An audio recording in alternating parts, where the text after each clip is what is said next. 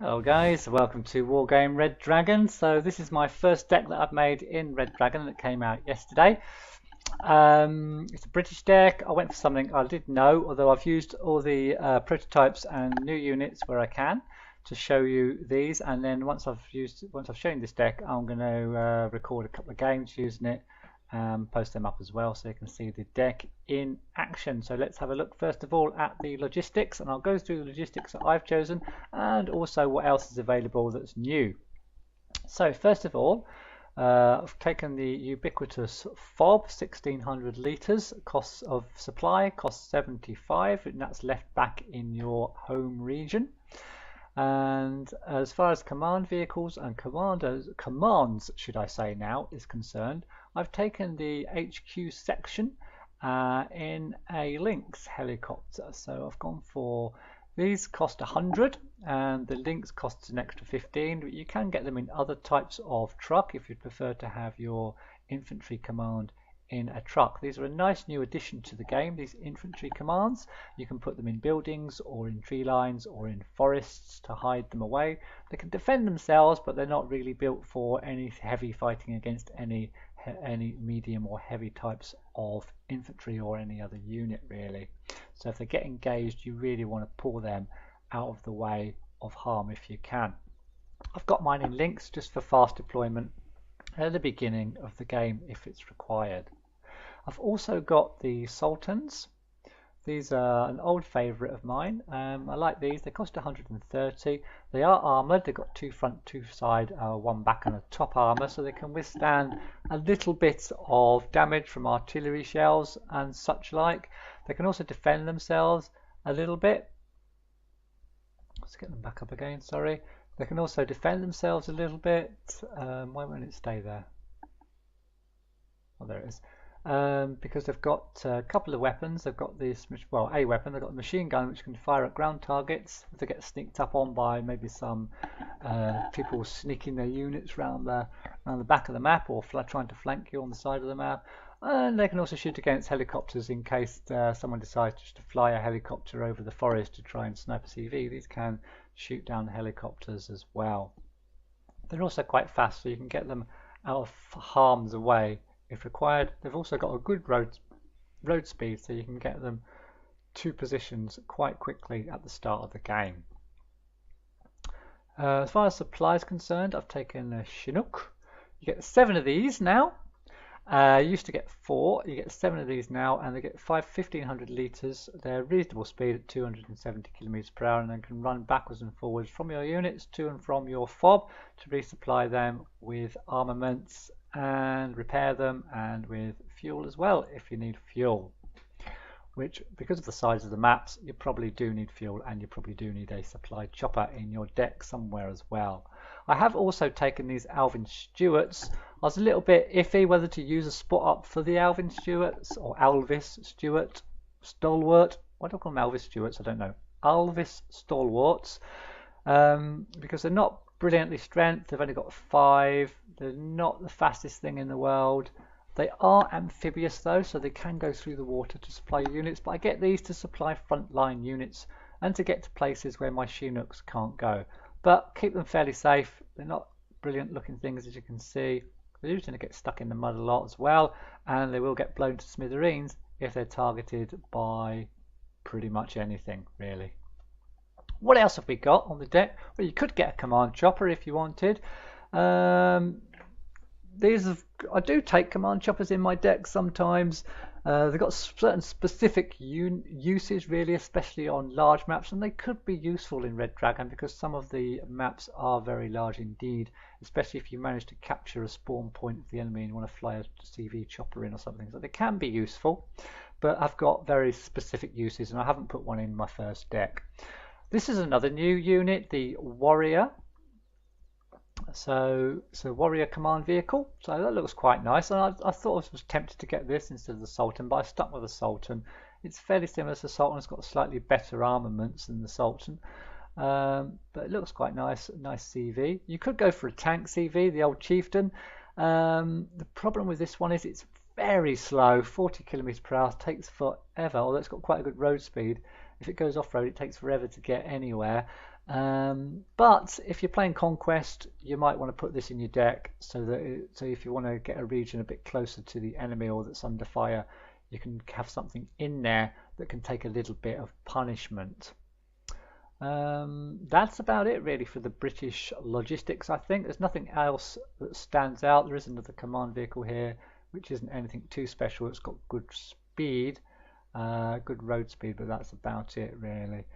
So let's have a look at the infantry, and as normal the British have got a nice selection of infantry. For my staple infantry I have gone for the Royal Marines, and I'm bringing my Royal Marines in a chopper in the Lynx AH1, the cheapest chopper, really using that for fast deployment and the start of the game, and also if you need units anywhere on the map fairly quickly. As I said, these maps are very big, and at the moment getting extra points is quite slow, so you're going to be wanting to bring in sort of cheaper sort of units and get them deployed around the map quite quickly, although that might change in the actual game. They might up the points values a little bit, hopefully, that you get during the game.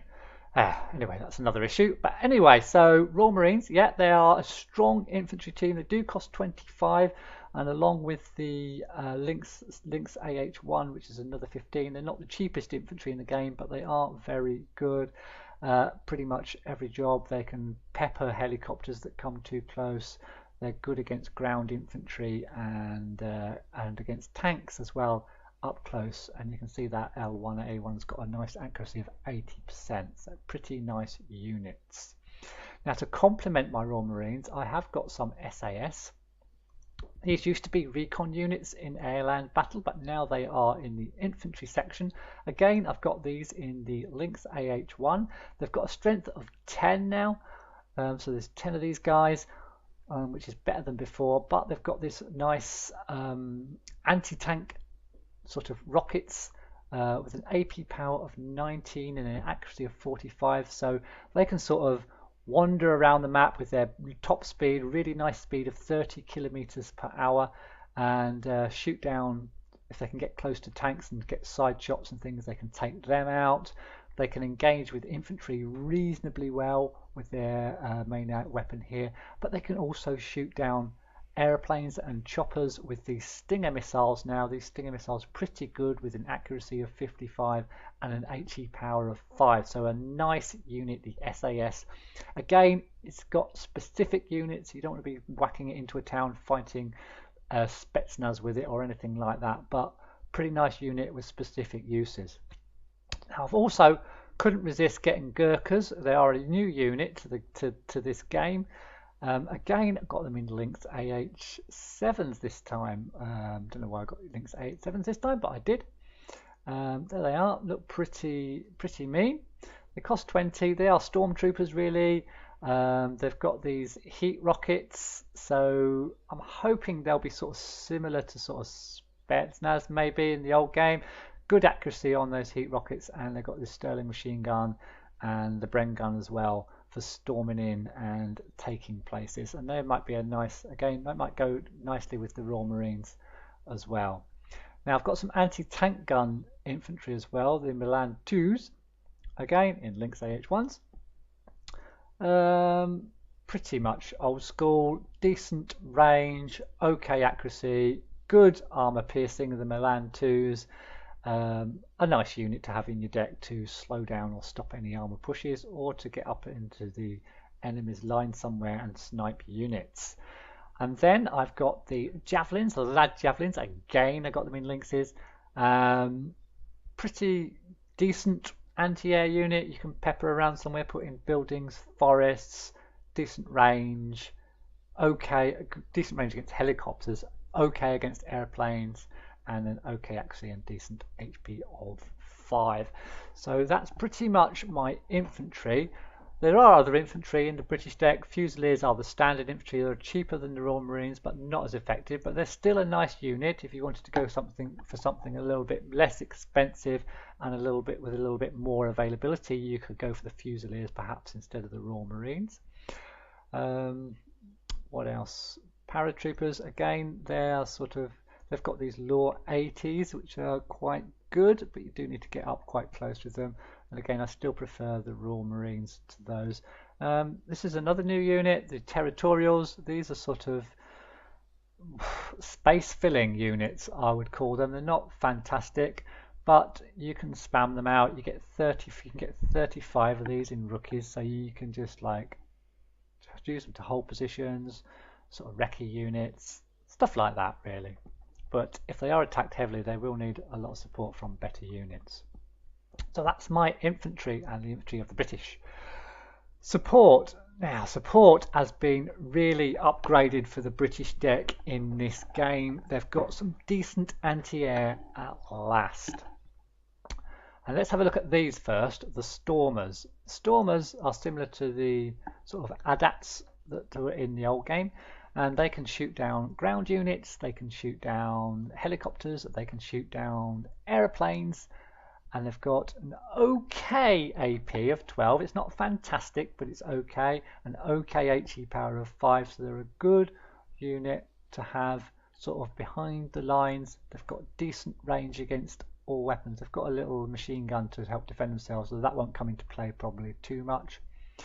Got a good speed, very good road speed. They are amphibious, so can go in the water. And yeah, I haven't got a lot more to, oh yeah, one other thing is they're not that heavily armored. They're quite lightly armored, so you do need to keep them back out of harm's way. However, you can put them at the back and you can put these boys at the front. The new Challenger Marksman. I'm liking this.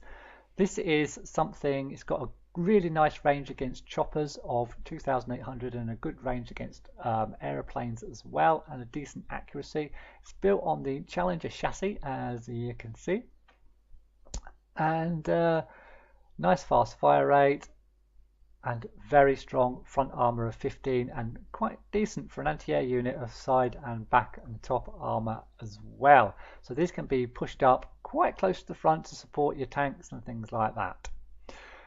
So I got a set of those. I also got a set of the, you can only get one set of the Challengers, so I also got a set of the Chieftains as well on the Chieftain chassis. Not quite as well armoured, not quite as good, but still a very good unit and costing 50, whereas the Challenger costs 60. So some decent AA at last for the British, and some decent artillery on paper. Haven't tested it yet. On paper, some decent artillery for the British as well. They've got these MLRSs now, but what's really interesting is, and the Russians have got the same, they're they fire armor piercing rounds. I assume they're sort of there. Well, they are. They're cluster bombs. So the weapon has a cluster of sub munitions.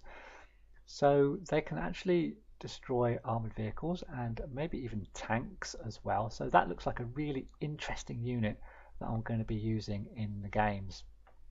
And Brits have also got some decent artillery pieces in the form of this M11A2R.A.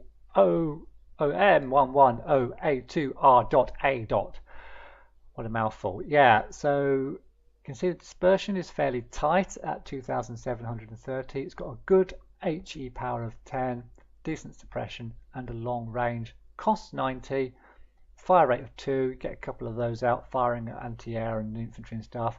It's going to do some damage hopefully. So some nice artillery at last for the Brits and some nice anti-air as well. You can also get all the old favourites if you really want them. You get the old Abbots, or you want the Abbots over the new M11A or whatever it's called. I'm not too sure. You could get some mortars if you wanted mortars, perhaps instead of either the MLRS or the other artillery.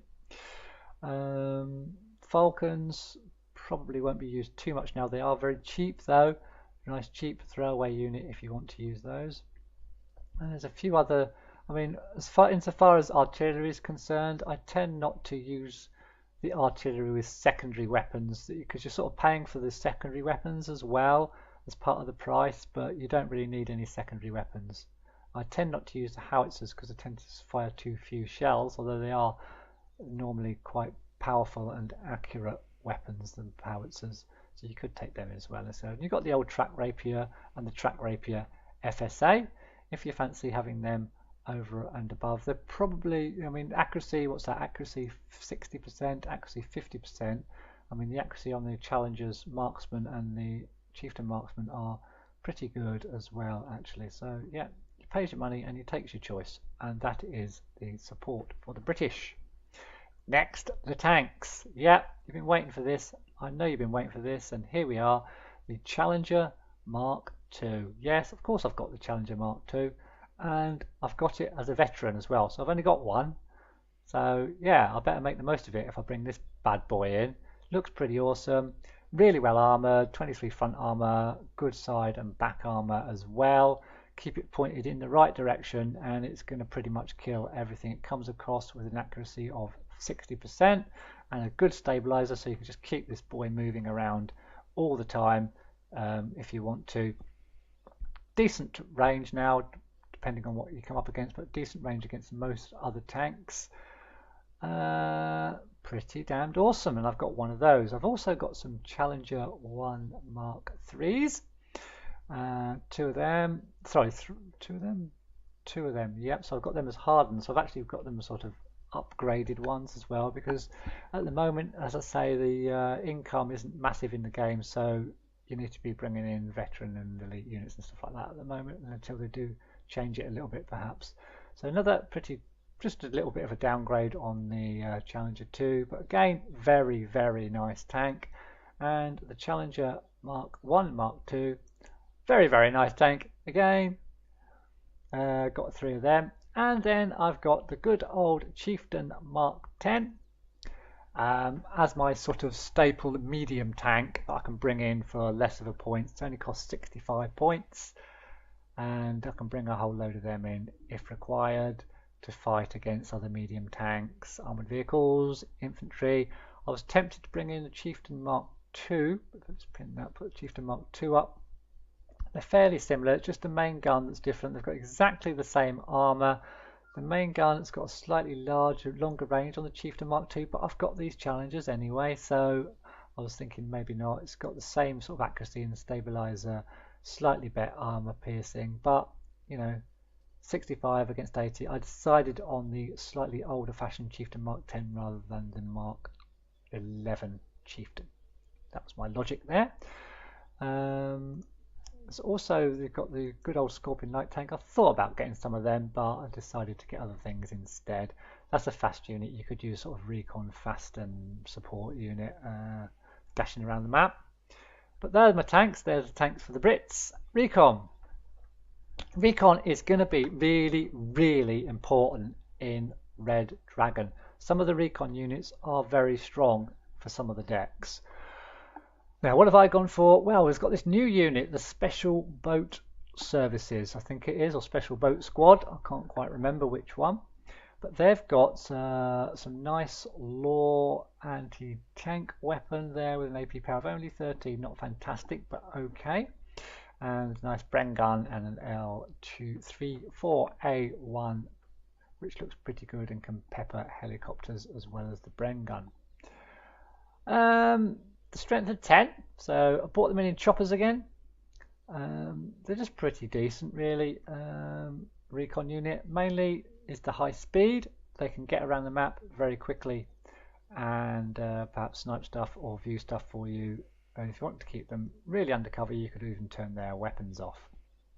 So I got those. You could also get the cheaper green jackets. The reason I didn't get the green jackets as my infantry recon unit was because the speed's only 20. I mean, you're paying 5 more for the SBS, but the speed is a lot higher. They can get around the maps, these big maps, a lot quicker than the green jackets, which is why I've got those. Now, I've got myself a Gazelle. We're all familiar with the Gazelles. I've got the one without the weapons. I don't want it to be spotted. Exceptional optics. Good old, you know, it's good in the last game. It's going to be decent in this game as well. It does cost 65, so it can be targeted by aircraft if they spot it. But decent speed and everything. Yeah, I've got to have the Gazelle in there. And actually, I've just spotted I have got the green jackets, but I bought them in Stalwarts. So the green jackets, yeah, that's right. I remember now. The green jackets are bought in basically for recceing near the front line, and the SBS for recceing behind the enemy lines in their links. Now then, I also got this ferret. Looks really interesting. Now I think this is a new unit. This is actually, and I did say I don't like having my recon with weapons, but this has got anti-tank gun swing fire missiles, 6 of them, with an accuracy of 45 and an AP power of 20. So next we have the vehicles. Now I've got a few of these. I probably won't use them too much, but I got them. I've got some strikers. These are actually quite decent. They've got the swing fire missiles as well, like the reconnaissance truck in the vehicle in the last just a few minutes ago. 10 of them, same stats as the last thing. No other weapon. Purely anti-tank or anti vehicle weapon. And I've also got a few Rover Milans, very cheap and sort of okay Milan F1 missiles. Probably won't use these too much, but they are a cheaper, if I need to bring anything in a bit cheaper to stop tanks or armoured trucks, I can bring these boys in. Got this Radan, that's quite interesting, it's only 15 with an autocannon. Nice cheap unit there if you wanted something like that to spam. And then these Rover Milans, I mean, I can't see these being too effective in game, to be honest, but the Centurion Avras, I did used to use these a little bit in Airland Battle, but again, I keep coming back to it. The maps are big. These have got an autonomy of only 300. I mean, they're not even going to get out of the flipping region they start in before they run out of fuel. So, yeah, I don't know. Maybe okay for defense, but what are they going to defend against? Rushing oncoming infantry? I'm not sure what uses this is going to have really in the game, unless you really want to micro it all the way up to the front lines in a long game, and then hope there's still some infantry there for it to kill. Helicopters. Now this is another region of vast improvement for the Brits. They used to just have these 2 tow missile choppers, but now they've got a couple of nice extra choppers, and especially the Lynx. And of course I've got these Lynx. These Lynx has got a nice Hellfire missiles, 2,800 meters range, 8 of them. Very powerful, 26 AP, 70% accuracy, and can fire on the move as well. Really nice. And then it's also got these Stingers that can shoot down helicopters, 4 of them, and can shoot down airplanes at close range as well. So a pretty nice unit there, the Lynx 3. Another new unit, well it's not a new unit, but it's new to the British deck. They can get these A8 7.2s now. These are actually infantry carrying choppers, but they are good sort of against ground units and to a certain degree against other choppers as well if you wanted to bring in anything for that. And I have got a set of those in the deck as well to fill, mainly because I had a spare slot, so I put those in. Air. Now, air. I've gone for the old faithful, the Tornado GR1 IDS with its cluster bombs in case I need, and they've got good ECM as well, and they're fast, so they can get in and they can get out.